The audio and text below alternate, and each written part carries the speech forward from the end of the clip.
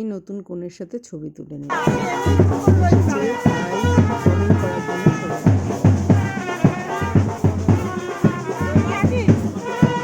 নাচতে হবে তো, শাশুড়ি মাদের নেচে নেচে আমার জামাই বরণ করতে হয়, এটা নিয়ম জানো। আমরা তারপরে চলে আসলাম খাওয়ার টেবিলে। ওখানে বসে পড়লাম, ছেলে মেয়ে আমি ওর বাবা সবাই মিলে। আর অনেক মানুষের সঙ্গে দেখা হলো, অনেক পরিচিত মানুষের সাথে। বেশ ভালো লাগছিল, সবার সঙ্গে গল্প আড্ডা হচ্ছিল, মজাই লাগছিল। বিয়েবাড়িতে চেনা জানা মানুষ থাকলে আরও বেশি মজা হয়, তাই না? খুব ভালো লাগে।